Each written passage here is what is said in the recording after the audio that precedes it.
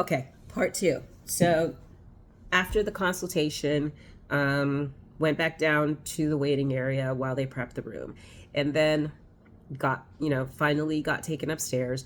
Um, it's actually surprising how big this clinic is. It doesn't look big from the outside, but I think it's like 6 floors. Um, and got to the room, had to, change and all of that, and the local anesthesia. So I did not do sedation. You have two options. You can do sedation, where they put you out completely, or you just do local anesthesia. Let me tell you, that was the part that really made me anxious, because people kept talking about this local anesthesia and how much painful it is. And one guy said he even cried. So I was like, oh boy. But I have had dental surgery before, a couple of times. I know, what that feels like, getting a needle. Um, I actually seem to have a pretty high pain threshold. So I was nervous when I saw all those needles laid out on the tray. And I think in total, I probably got stuck probably 25 to 30 times. But the tech was really, really good, because he did it in jabs of 4. So he would say, hold your breath. And then when you feel the jab, breathe out. And he would just go 1, 2, 3, 4. And you'd feel the burn of the anesthesia for like 2 seconds, and then it stopped. And you take a breath, and then he'd go, okay. And he just did that, like in all the different places in the back. I'm not going to tell you it didn't hurt. It did hurt. But was it debilitating? Was I like weak and about to pass out?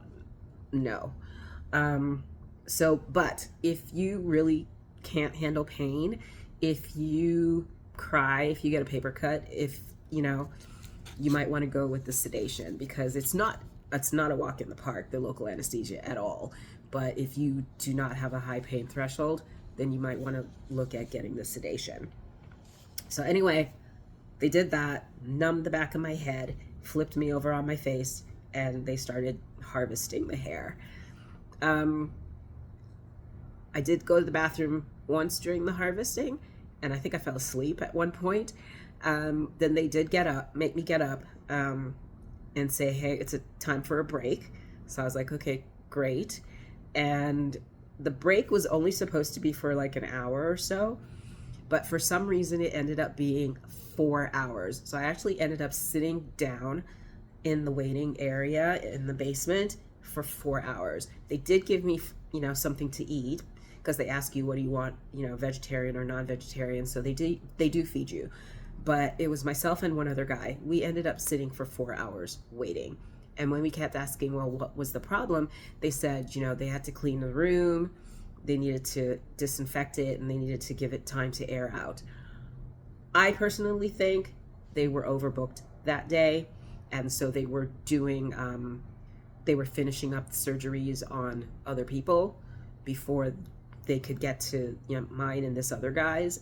That's just my take, because 4 hour break was just really way too long. But eventually, when we did get back upstairs, I don't know what time this guy left, but I walked out that clinic at 11 o'clock that night. I had 3 people working on me. So the unfortunate thing was that by the time I got back upstairs, after that 4 hour break, the anesthesia had worn off. So, and they hadn't even started doing the front. So they were like, sorry to tell you, we have to give you anesthesia again.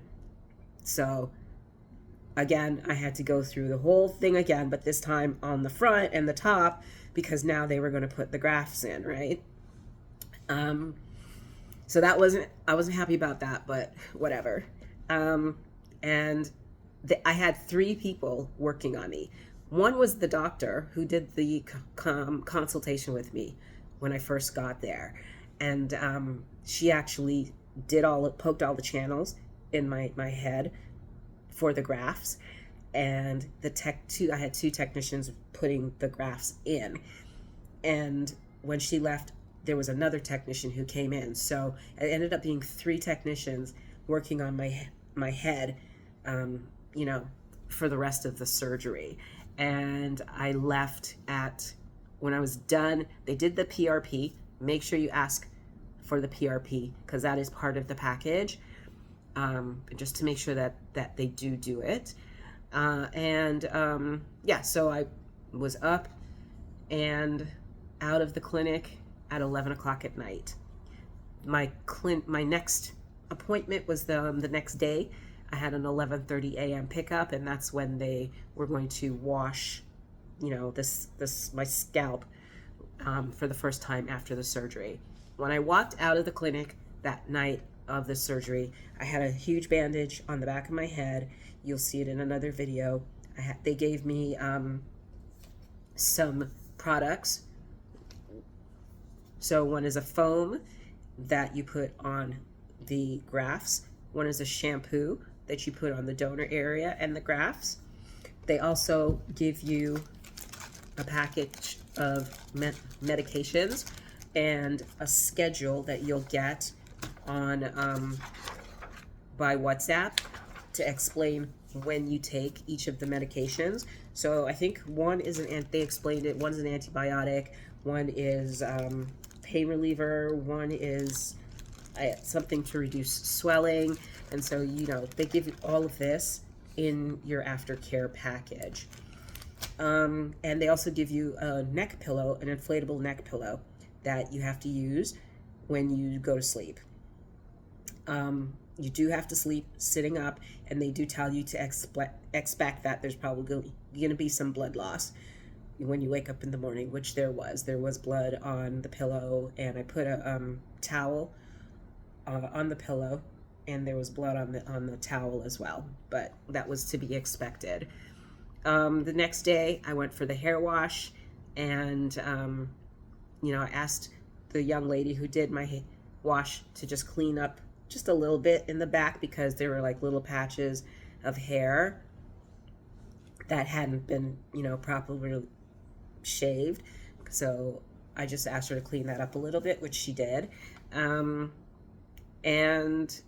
that was that. So then we went back downstairs, and this is where the upsell begins. So remember, this is a business, right? And after they explain, you know, all of your aftercare stuff, they do take you into a room where they try to sell you additional aftercare products in either, I think, 3-month, 6-month, or 1-year packages. And they're like $250 to $600 US.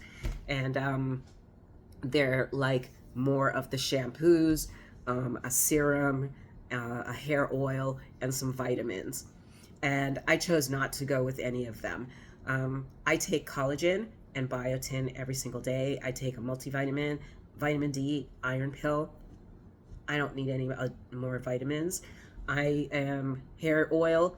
I am going to use Sacred by Beyonce, because before I even did the hair transplant surgery, I had started using the drops along my hairline, and it was flourishing. And so they didn't need, that's why this is so high, because this is actually where my hairline starts, and they just shaved it because I already had hair there, and they didn't need to implant any more hair there. So I'm going to use the Sacred drops on my hairline to bring that baby hairs back. And once the grafts, you know, fall out, and then the hair starts coming back in, and I can use oils, I'm going to use, you know, Sacred hair oil to just keep my scalp moist and get the hair growing. So all in all, my final review, would I recommend Heva? Yes. Do your research.